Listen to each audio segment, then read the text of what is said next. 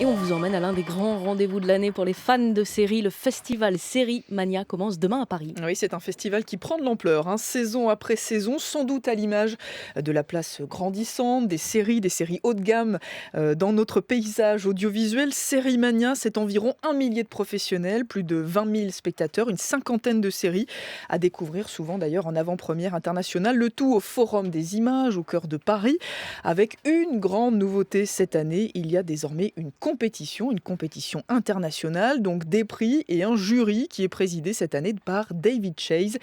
Et David Chase, eh bien, c'est ça.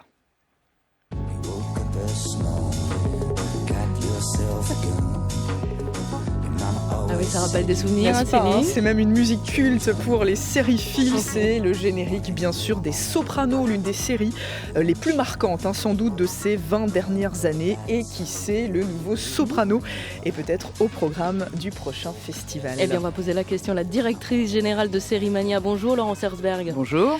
D'abord un mot. Pour la première fois, il y a une compétition, comme le disait Céline. Ça manquait ? Quand vous grandissez, à un moment, vous avez envie de vous confronter. Et quand on se confronte, le mieux, c'est de se confronter à un jury de professionnels. Dans tous les festivals de cinéma, il y a une compétition avec un jury. Je pense que les séries méritaient aussi ce jury international. C'est une manière aussi, vous faites la comparaison avec le cinéma, de dire les séries, c'est plus un sous-genre. On peut faire un vrai festival de séries avec une compétition et des prix. Mais tout à fait, on voit l'appétit du public. Le public vient de plus en plus dans les salles de cinéma, dans nos salles de cinéma, découvrir des séries. On est loin maintenant de la comparaison avec le cinéma, on s'en est éloigné. On sait bien sûr que des gens de cinéma font de la télé et que des gens de télé finissent aussi par faire du cinéma. Donc chaque genre trace son sillon. Les séries ont acquis leur lettre de noblesse, elles méritent donc bien un festival. Vous voulez devenir quoi, le festival de Cannes des séries finalement ? Aïe, aïe, aïe. Encore cette référence. La marche est trop haute. Arrêtez. Cannes, c'est un mythe. Pas de Cannes, tapis ça sera rouge. toujours Cannes.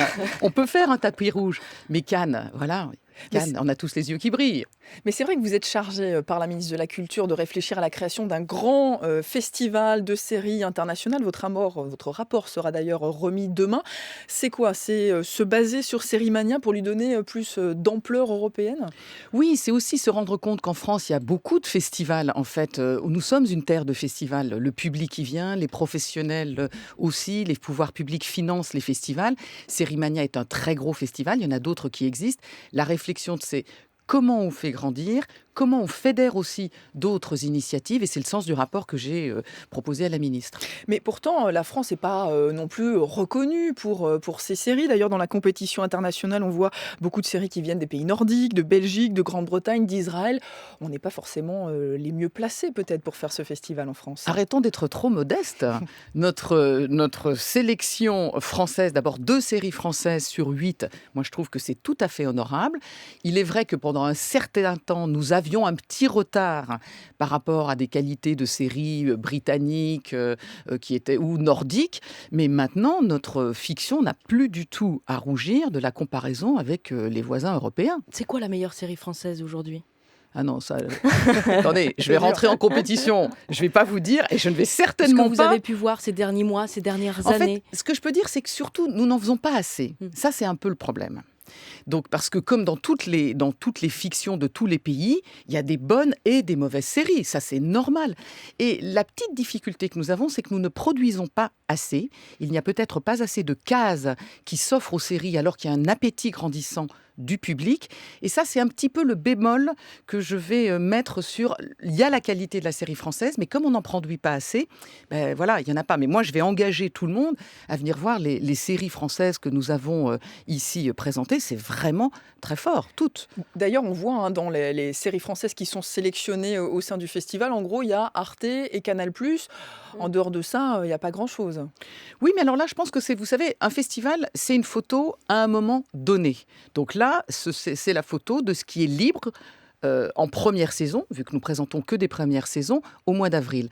Et peut-être que le grand absent, c'est France Télévisions, mais pourquoi il est absent ? C'est parce qu'il a beaucoup de succès. et que du coup, France Télévisions est dans la reconduction, dans la saison 7 ou 8, je me souviens plus, 8 je crois, de Fais pas ci, fais pas ça, pareil sur K1, etc. Donc cette année, France Télévisions n'a pas de première saison. Mais je pense que l'an dernier, ça sera un festival France Télévisions, car il y a beaucoup de projets dans les tuyaux. Au-delà des pays d'origine, quelles sont les grandes tendances des séries que vous proposez cette année au festival? Alors, les tendances que nous observons plutôt que nous proposons, il y a toujours en fait le thriller. Le thriller, le ça marche polar, toujours. ça marche toujours. Toutes les chaînes, tous C'est les un carton à producteurs, chaque fois, ouais. c'est un carton à chaque fois.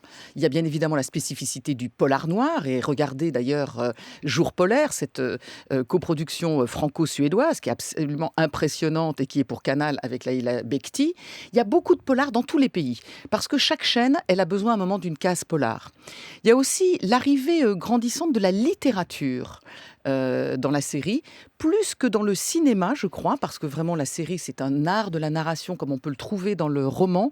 Les livres inspirent les réalisateurs de séries, et certains sont même, des auteurs, sont même à l'initiative eux-mêmes de séries. Regardez Harlan Coben avec The Five. Ça, c'est une autre tendance. Il y a toujours une tendance, il y a une tendance maintenant assez forte au fantastique. Ah, c'est nouveau ça. Alors, on l'avait déjà aperçu un peu l'an dernier. Comme les Et revenants un peu. Un peu comme les revenants. Les revenants ont tout à fait, c'est une veine française. Les témoins aussi un petit peu l'avaient fait. Là, elle vient un peu de tous les pays. Il y a cette fantastique œuvre de la Belgique, Beau séjour, où une jeune femme morte va devoir enquêter sur sa propre mort, et je ne spoile rien. Il y a une série australienne très forte sur des sous-humains qui s'appelle Cleverman, au pouvoir absolument magique.